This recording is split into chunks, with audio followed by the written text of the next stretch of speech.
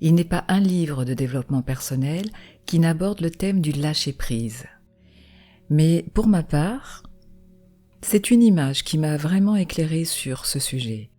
Cette image, associée à ce programme, illustre la façon dont on capture les singes en Indonésie. On met une orange dans une grosse citrouille, le singe y glisse sa main, prend le fruit, mais n'arrive plus à ressortir sa main. Comme il ne veut pas lâcher l'orange, il reste là, coincé, et on le capture. En ce qui nous concerne, vous et moi, c'est souvent nous-mêmes qui avons placé cette orange dans la citrouille. En ne voulant pas lâcher prise, en se cramponnant à quelque chose, on se piège nous-mêmes. Et l'orange à laquelle on se cramponne, qu'on ne veut pas lâcher, nous maintient prisonniers. En quelque sorte, nous fabriquons notre propre prison. Alors que, lorsqu'on lâche prise, on a les deux mains libres. On se libère. Et ainsi libéré, on n'est plus apte à accueillir ce qui vient. Mais se libérer, c'est bien beau. Encore faut-il avoir pour cela identifier ce à quoi on résiste. Identifier notre orange. Car avant de se défaire d'un piège, encore faut-il avoir identifié ce piège et savoir qu'on est pris dedans. Dans ce programme, nous allons d'abord expérimenter, éprouver le lâcher-prise, tout d'abord dans son corps, à travers son corps. Ensuite, nous allons élaborer notre mantra de lâcher-prise. Puis, nous allons essayer d'identifier nos résistances, d'identifier ce qu'on doit lâcher. Et c'est un travail sur nous-mêmes qui vaut le coup, car Eckhart Tolle nous dit « La souffrance que vous créez dans le présent est toujours une forme de non-acceptation, de résistance inconsciente à ce qui est. » Et cette idée-là n'est pas récente. Depuis la nuit des temps, dans toutes les grandes sagesses et traditions, il apparaît que ce qui cause la souffrance des humains, c'est la résistance à ce qui est. Le problème, c'est que, bien souvent, ces résistances sont inconscientes. D'où l'intérêt de clarifier ce qui nous maintient prisonniers, d'identifier ce qui entrave notre élan de vie. Et seulement à partir de là, de cette clarification, nous pourrons véritablement commencer à lâcher prise, à nous libérer, à retrouver nos deux mains libres. Nous verrons que plusieurs choses peuvent être à l'origine de ces résistances, mais nous pouvons déjà dire que ces résistances prennent plusieurs formes d'expression, qu'elles ont plusieurs visages.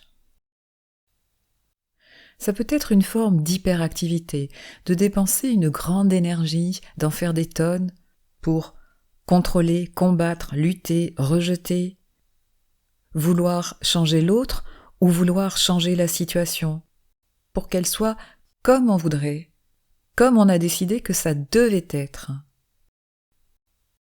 Un autre visage de ces résistances, c'est pester, râler, gémir, se plaindre, de manière récurrente, et qui traduisent bien une forme de refus, de rejet de ce qui est. Une autre forme d'expression, c'est ruminer, faire tourner le moulin du mental à plein régime, ressasser en boucle, ou encore remâcher indéfiniment des regrets ou des remords. Bref, dans tous les cas, ces différentes formes de résistance vont occasionner des situations qui vont se répéter et qui seront presque toujours associées à de l'inconfort, à de la frustration, à de la colère, à de la fatigue. Et cerise sur le gâteau, ces résistances vont renforcer le problème, alors qu'à l'inverse, lâcher prise favorise l'émergence de réponses, l'amélioration, voire la résolution du problème ou de la situation.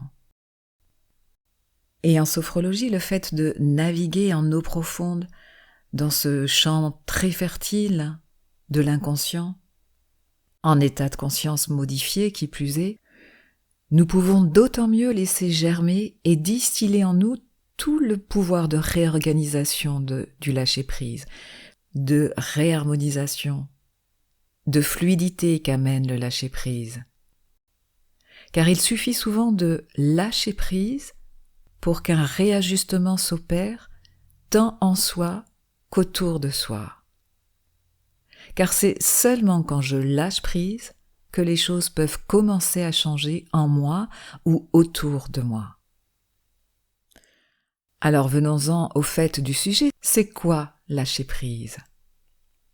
Eh bien là encore, c'est Eckhart Tolle qui nous donne la réponse et qui nous dit « Abandonnez-vous à ce qui est. Dites oui à la vie et vous la verrez soudainement se mettre à fonctionner pour vous plutôt que contre vous. » Comme le dit Christophe André, lâcher prise, c'est se dire « Ok, c'est là, c'est comme ça, du moins pour l'instant. » Et à l'opposé, résister, c'est se dire « Ça ne devrait pas arriver, pas maintenant, pas à moi, ça ne devrait pas se passer comme ça. » Facile à dire, me direz-vous, mais moins facile à mettre en pratique. Et c'est vrai, dans le lâcher-prise, il y a des échelles de grandeur.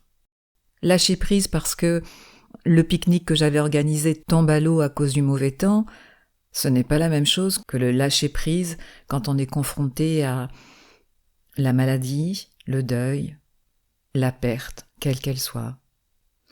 Et là, on est d'accord que le lâcher-prise ici sera un chemin sur peut-être plusieurs mois, plusieurs années.